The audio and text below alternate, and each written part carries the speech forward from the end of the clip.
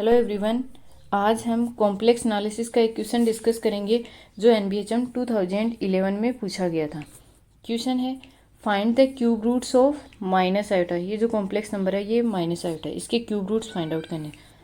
अब कोई भी कॉम्प्लेक्स नंबर है जैसे जेड नोट और इसके nth रूट्स फाइंड आउट करने हों तो इसके जो nth रूट्स हैं वो z raise to power n minus z naught equals to 0।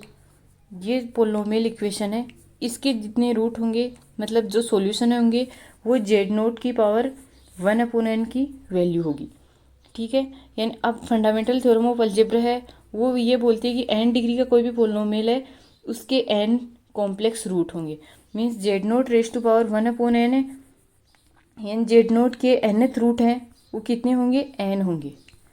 तो अभी इस क्वेश्चन को सोल्व करने के लिए हम एक रिजल्ट का यूज़ करेंगे। रिजल्ट ये बोलता है let z naught equals to r into cos theta plus iota sine theta be a complex number. ये एक कॉम्प्लेक्स नंबर है, मतलब जो अपने पास कॉम्प्लेक्स नंबर है जिसके nth रूट्स फाइंड आउट करने हो उसको पोलर फॉर्म में लिख दो, जहाँ पर आर है वो पॉजिटिव और थीटा 0 से 2π के बीच लाई कर है, 2π पर ओपन है। ठीक है, अब जो नंबर जेड नोट है उसके n डिस्टिंक्ट nth रूट्स होंगे गिवन बाय द फॉर्मूला। यानी जो नंबर जेड नोट है उसके nth रूट्स फाइंड आउट करने हैं ना, वो n अलग अलग रूट्स होंगे। वो क्या है, z naught raise to power 1/n, ये फॉर्मूला ये होगा equals to r raise to power 1/n into cos of theta plus 2k plus iota sine of theta plus 2k/n। K की वैल्यू है वो 0 1 2 एंड सो ऑन n-1। अगर nth root find out करने हो तो n-1 तक जाएगी, क्योंकि n+1 इसके n-1 के आगे ये वैल्यू रिपीट करने लगेगी। तो अपने पास तो nth रूट्स फाइंड आउट करने तो n डिस्टिंक्ट रूट आने चाहिए, मीन्स कि डिस्टिंक्ट रूट n-1 तक आएंगे। तो k की वैल्यू 0 से n-1 तक लेनी है। अब अपना जो कॉम्प्लेक्स नंबर था वो था माइनस आयोटा। अब इसको पोलर फॉर्म में लिखना है, जहाँ पर आर है उसकी वैल्यू पॉजिटिव होनी चाहिए और थीटा 0 से 2π के बीच लगना चाहिए। अपना जो कॉम्प्लेक्स नंबर है माइनस आयोटा, इसका टपल में रिप्रेजेंटेशन क्या होगा, 0, क्योंकि a प्लस आयोटा b है उसको लिख पाएंगे a, है ना। तो इसी के अकॉर्डिंग माइनस आयोटा 0, -1 हो जाएगा। अब ये मतलब कि जो भी क्वाड्रेंट में कहाँ पर लाई करेगा, जैसे मान लिया कि ये वाली जो डिस्टेंस है ये डिस्टेंस 1 मान ली, ठीक है, 1 कंसिडर कर ली। तो अब ये जो 0, -1 है, अगर यहाँ पर इनिशियल लाइन है तो ये एंगल 0, ये वाला एंगल π/2, ये पाई और ये 3π/2 इसी लाइन पर लाई कर रहा है 0, -1, मीन्स कि ये वाला एंगल हो जाएगा 3π/2।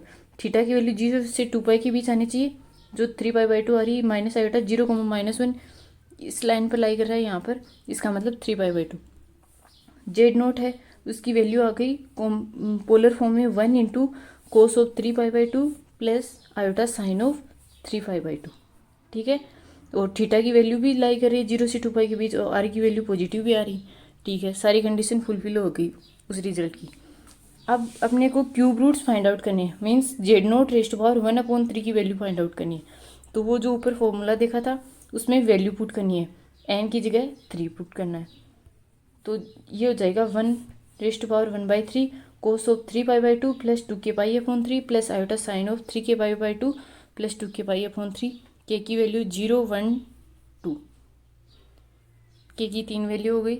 अब फर्स्ट वैल्यू पुट करते हैं k equals to 0, k equals to 0, then z naught raise to power 1/3 की वैल्यू क्या होगी, के की वैल्यू 0 है तो ये हो गया cos π/2 means 0 plus iota sine π/2, sine π/2 1 और इसकी वैल्यू आ गई आयोटा।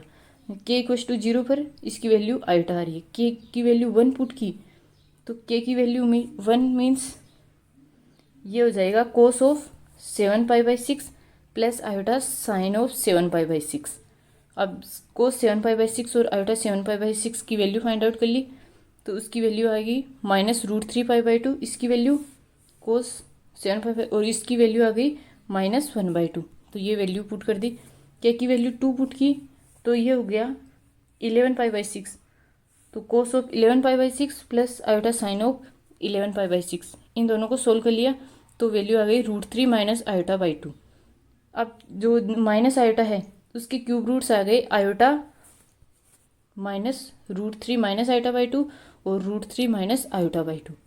यही अपने को सोल्व करना था कि जो माइनस आयोटा है उसके क्यूब रूट्स क्या क्या होंगे जो हमने फाइंड